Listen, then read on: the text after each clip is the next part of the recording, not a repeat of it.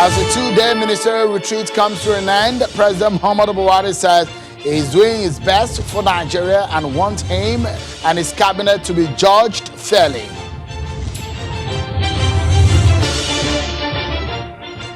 And the main opposition political party, the PDP, says the Nigerians cannot survive what it describes as an obnoxious hike in the price of fuel and electricity tariff, considering the level of poverty in the country.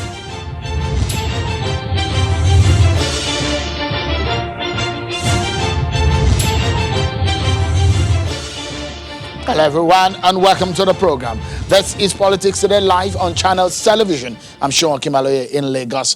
If you are one of the critics of Muhammadu Buhari's government, I have a question for you. Is the government of the APC and President Buhari judged fairly by you, considering its promises, state of things in the country, and the cabinet's performance? That is what we hope to deal with tonight on the program, based on what is said and things that are not said and the situation of things in the country today. But before we get into the thick of things, everyone, here are some of your other political stories you need to know now.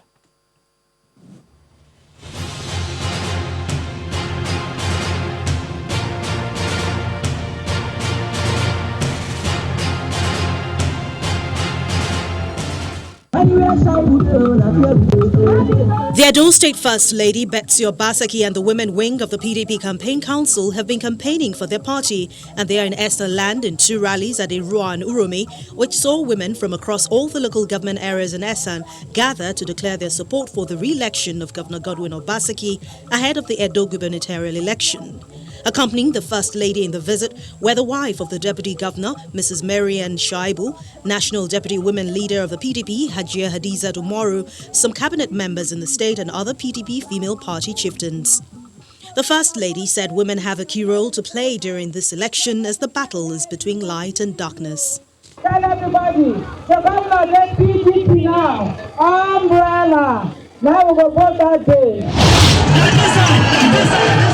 The All Progressives Congress, the APC, has concluded its ward-to-ward governorship campaign rallies in Edo North and Edo Central senatorial districts with a pledge to return Edo State to the path of rapid development if voted into power. Speaking at different rallies, the APC governorship candidate, Pastor Osage Izeyamo, insisted that he's the best candidate for the #1 job in the state, giving his knowledge of the state and his well-documented manifesto, which can be used to assess his performance.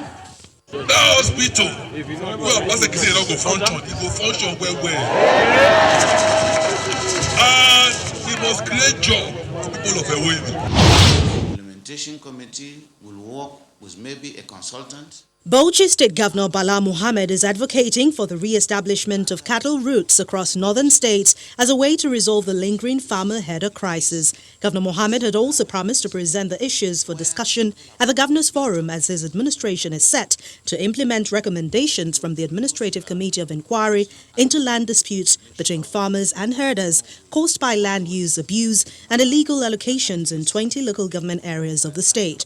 The governor says a white paper will be issued and an implementation committee will be set up soon.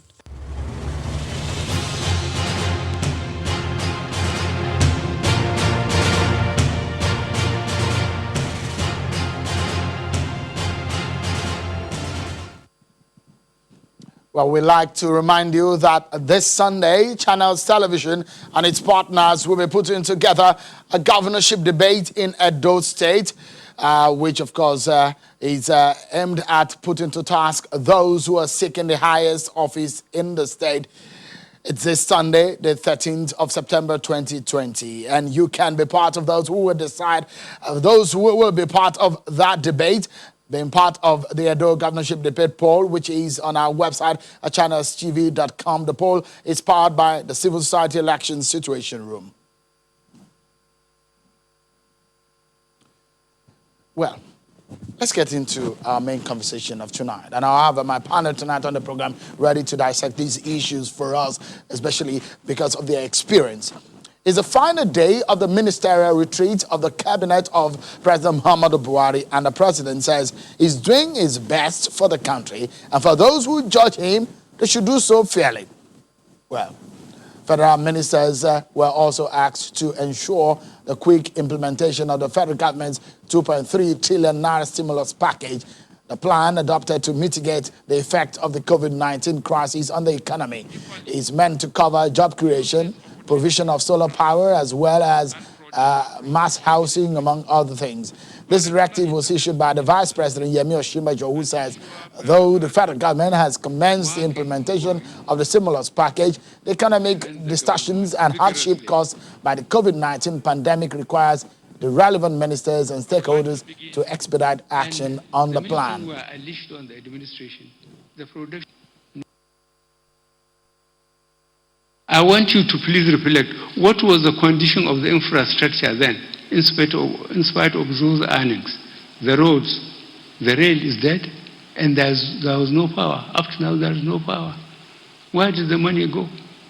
When we came, we were faced with half the production, one side of the production, one side of the money we are getting, and with all these challenges, security, economy, and fighting corruption.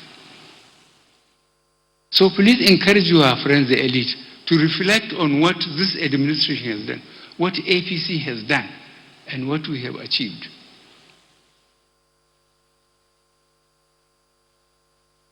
And when people outside the country talk of Nigeria, you see, yes, the most corrupt country in the world.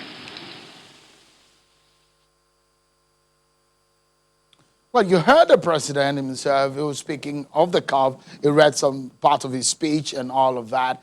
But for you, wherever you may be watching, how do you judge or how do you assess this government based on the task that is set ahead of his cabinet and all the priority areas, which include stabilizing the economy, achieving agriculture for food security, the issues of ensuring energy sufficiency, some of the issues that we're going to be raising tonight on the program, which the opposition, main opposition PDP, is saying that Nigerians can no longer survive some of the policies of this government. Let's get into the matter tonight. I have joining me from Cardiff in the United Kingdom, a former presidential advisor, Mr. Akin Osuntokun. Thank you, Mr. Osuntokun, for your time tonight on the program. Let's begin the conversation with you. Hopefully, we'll have Mr. Eko Sami join us at some point. But how do you assess? The president has said, look, the elite of this country should reflect of what is happening. It's perhaps talking to people in your status and your profile, saying that you should reflect on what has happened 5 years ago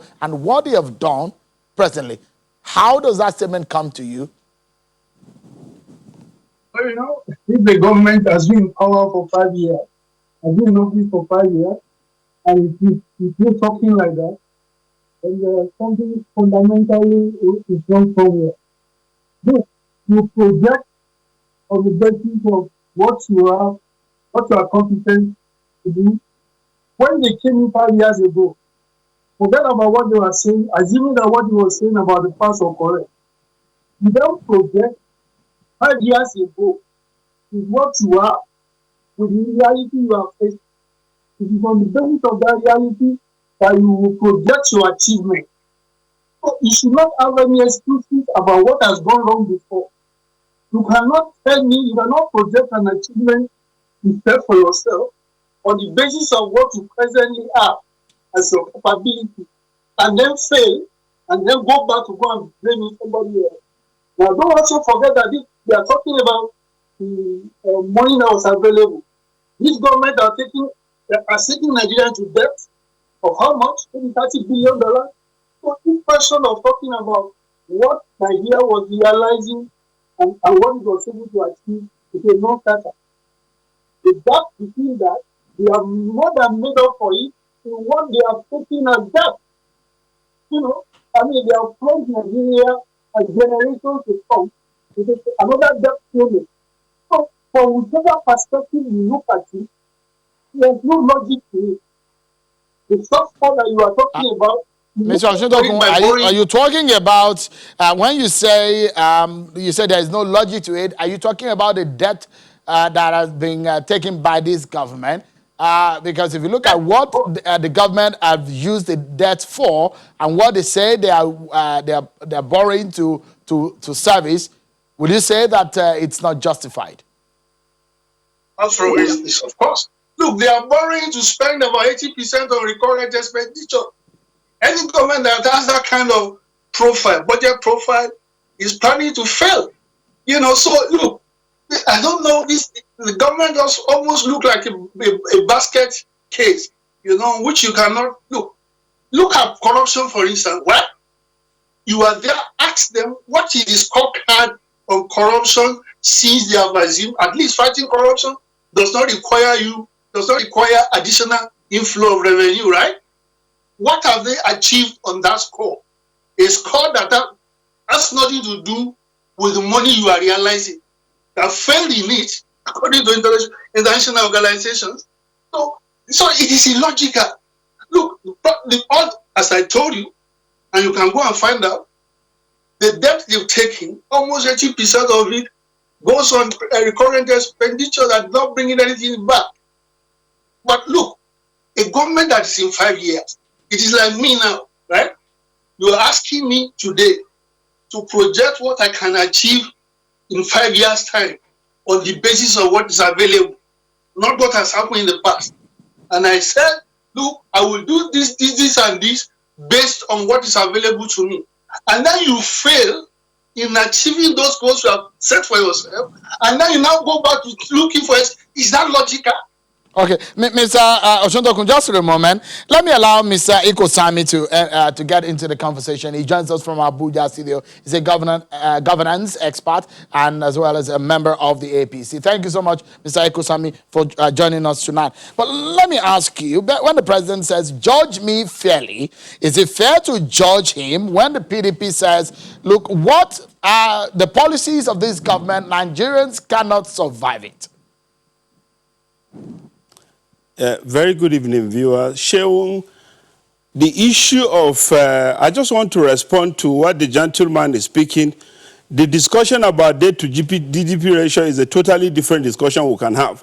But you have to understand, for you to have a good economy, you must exercise exceptional transparency in governance, which is one of the key things this government has been trying to fight.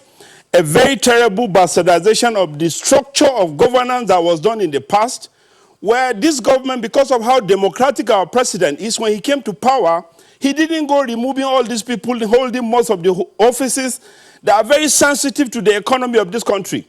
He went on trying to build a structure, trying to repair most of the damages that have been done.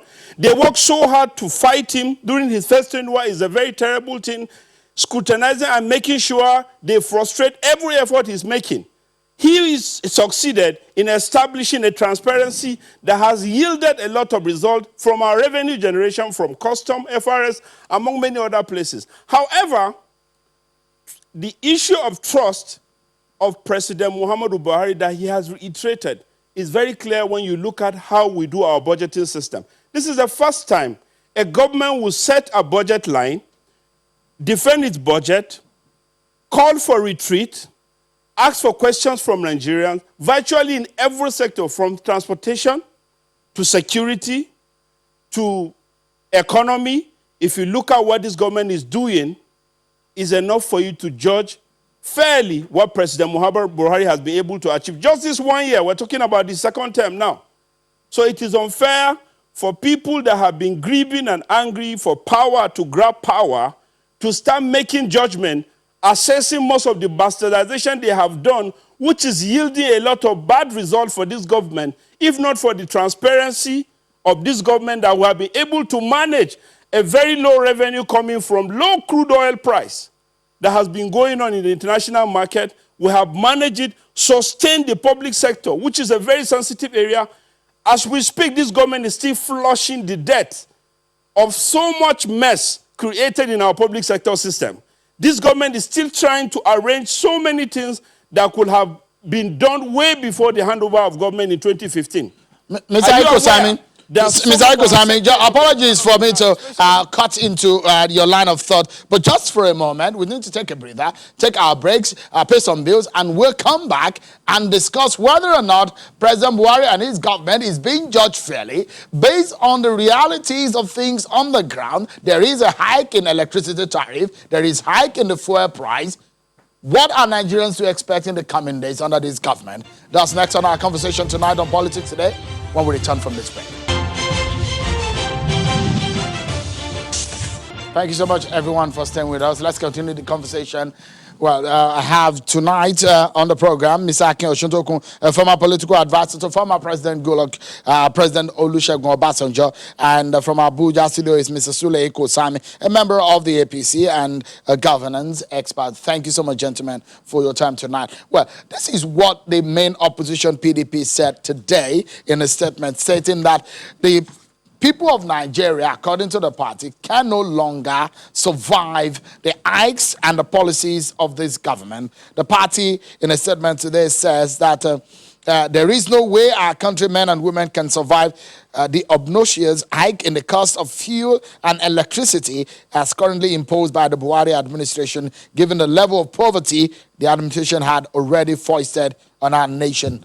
That is coming from the People's Democratic Party. So, Mr. Ekosami, if you react to it, what would you say to Nigerians who believe that things are not easy for them, and the government is saying things will get better, but presently things are not actually on a very good one for a lot of Nigerians? To show governance policy that is very good, that has a far-reaching end, that will be very positive. Sometimes we could come with some unpopular endings and some unpopular signs. Let me relate to you, there was a regulation of the telecom sector far back in 2001 when President Obasanjo then was the president. If you remember very well, Nigerians were not very aware on how the market was operating. Nigerians were exploited when telecom started. It was open, it was liberalized, it was deregulated. People were actually having access to very expensive rates on telecoms use. After some time, when the competition sets in and the market opens up, the telecom goes as low as you could upon your SIM or your phone for as low as 2,000 or 3,000 naira. Taking back to what the hike in fuel price, this government is honest enough and sincere enough to remove oil subsidy. Remember, oil subsidy that was existing in the past, people ship petrol, come to the sea, dock and go back and take records, and federal government pays them. You remember we couldn't even account for about $20-something billion way back. This government is transparent enough to remove subsidy, allowing partial deregulation and saying, okay, fine, we need to, if we allow Nigerians, sell your fuel at your rate without actually setting, PPRA is there to watch and avoid price gouging, which if it is allowed, people will be selling fuel at much ridiculous rates. So this government is enough to say the market is open, we can check and ensure that the price gouging will be regulated, which is very good. And eventually, you know, when it comes to the liberalization of the downstream sector, Nigerians are very well aware that this government has started a policy, we remove subsidy, allow the market. People that are interested in importation of fuel into this country will be allowed, get their license, bring in product into this country that are certified by the standard, and it will be sold to Nigeria at a rate that will be affordable, acceptable, and based on the standards set by government. Yeah, Mr. Ekosami, if I may ask you probably a pointed question before I allow Mr. Oshun to come back into the conversation. If you're sitting right in front of an average Nigerian citizen today, would you say that this government is on the right track, considering what they have promised Nigerians? Of course, Shehu, you know, just like I tell you, very good policy that has a very good ending could become unpopular because of the misunderstanding being sent to Nigerians. Policy of opening a market to allow for fair competition, allow prices to go down, and avoid ridiculous gouging that could actually be done on pricing of product is a very good thing. But that it depends on how we try to educate Nigerians. That's Okay, the major so thing. on that I can point, tell okay, you just hold the on a thought policies a minute. Let me allow Mr. Oshintokun to react to what he said. Mr. Oshintokun, I mean, the same question, and I'd like you to respond to what Mr. Ekosami has said, especially how an average Nigerian is feeling about the situation of things. But he has explained that there needs to be education. But your reaction, Mr. Oshintokun? Let's take from the analogy that you referred to about President Obasanjo. Now, apart from the fact that that is actually a voluntary, if you don't use a phone, nobody will charge you for it. So the comparison is of no consequence, it's a non-starter. But even let us take it at the face value. How long did it take people to how long did it take for GSM to become a mass product? The policy was adopted in 2001. About 5 years to that, by 2008, whoever an housemate can afford the GSM, can afford the cost. Compare it to this government. What is it that they have done? So, look, as I said in the first place, the comparison is a non-starter. And then you need to be fact-checking, when people talk about, raise these issues. We were talking about $20 billion. This is an issue that I mean comprehensively clarified. There was nothing like that. And it, Shehu. So, but look, see, look, it is a new position is different from a voluntary. It's like saying, look, if I have money, I can go and buy a car. Whether the car is expensive or not, that's my choice. People don't have a choice here, right? The man in the place doesn't have a choice, whether he uses the electricity or not, or whether he travels anywhere. But the point here, Mr. Oshintokun, the question I asked him, he said it might be a short-term pain because he made a comparison with the telecommunication sector, and that when a sector is deregulated and there is competition, there might be an initial pain and burden, but things will get better. Do you agree on that? That whatever the Buhari government's policy is right now, it might be painful to Nigerians, but it will pay off in the long run. Do you agree? No. This is a convoluted government. Remember, this government, until he became president, Buhari was saying that subsidy was enforced on Nigerians. There should be no subsidy. That was his theme song. So now he was now converted to a deregulator of the market. Look, you see, there's no way you look at this government, there's no safety, there's no... the failure is so total, All right. and there's no way to mitigate it. Look, listen, you don't compare an imposition to where you have freedom of action to do whatever you want to do. And these things are going to have a multiplier effect. Okay, look, if you are doing this kind of thing, if there is development elsewhere where it can be offset, right? By saying maybe you're having a boom in the agricultural sector or somewhere, but no. Mr. Oshintokun, just for a moment, we need to reset the connections with you just in a moment. Let me go to Mr. Ekosami. Mr. Oshintokun, in his word, described this government as a failure. How do you react to that? Mr. Shehu, you see, a perspective of Mr. Oshintokun, it could be very clear. We're talking about an opposition where clearly, just like I highlighted, when you are in opposition, one of the basic things you need to be doing is to be bringing alternate solutions on issues on ground. Not to be personalizing, attacking our dear president upon all the transparencies he's doing for government. So the issue is that the opposition, from his point, you could see clearly he doesn't see anything good happening. But I can tell you that when you remove subsidy, a lot of money goes for infrastructure. You could see what is going on in the government. Rail, road, everywhere. Of course, second Niger Bridge is there. Lagos Ibadan is there. The railway all around the country revamping, all going on. You see, you cannot eat your cake and have it. PDP could not remove subsidy because they were benefiting from it. I can tell you that over 200-300 ships could dock and go back and still collect subsidy, running into trillions of naira.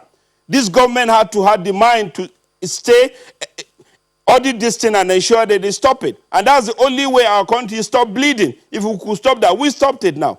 And it's a gradual thing, and all these things could be taken care of. And if you look at what is going on in the power sector, look at the investment going on in defense. Look at the investment going on in agriculture and several other. Look at the diversification this government is doing. Look at our GDP from 2016-17 and up to 2019 amid pandemic. When this pandemic sets in, global economy was entirely affected. Several things have changed. So if you look at all these things, if you want to criticize, give your opinion and say these are the things you think if it is done, it could change. Because as I said, election is long over. We are waiting for 2023. If you want to challenge Mr. President, you await his tenure, you challenge the party.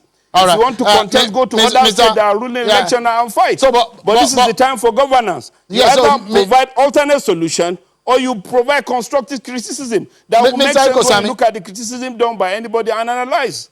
All right, Mr. Ikosami, let me allow Mr. Osuntokun to come back into the conversation. You heard what Mr. Ikosami has said, Mr. Osuntokun. I'd like to get your reaction to it. Look, you see, Nigeria, and he as a member of the APC, you have to make up your mind whether you want to run a dictatorship or democracy. Daily constructive, daily criticism, see how the press, no, you cannot tell me when and how I should criticize the government on a factual basis. Now, look at the subsidy they are paying. Look, a lot of things that is just, you cannot just account for it. You know, look, they have borrowed money, the money that, see, between 1999 and 2015 when this government came to office, right? The money they have borrowed, right, is more than, if not twice, what the intervening 15 years, you know, of course, President Obasanjo. Right. So, Mr. Osuntokun, we're out of time, but I'd like to ask this quickly, just in 10 seconds. 10 seconds, Mr. Ikosami. Should your political party, APC, go to the polls today with what you have done for Nigerians under President Buhari, do you think you can get Nigerians' vote? Just in 10 seconds. All we need to do, Sharon, is to keep educating Nigerians about the wonderful policies Mr. President is laying out, from infrastructure, of course, to general agriculture, among other diversification policies that this government is setting in. We'll keep on educating Nigerians. My question is that, do you think you can win an election today in today's Nigeria? Yes, we can win the election when we'll win the election. We'll win the election when we keep educating Nigerians about what we are doing. Just like I said, we'll keep educating Nigerians on every good policy Mr. President is bestowing right now. We need to leave it at that because we are totally out of time. I must sincerely thank my partner tonight, Mr. Sule Ikosami, a member of the APC, and Mr. Akin Osuntokun, a former presidential advisor. Thank you so much, gentlemen, for your time tonight. But that's our show for today. Thank you, everyone, for watching. I'm Sean Kimale. Bye-bye.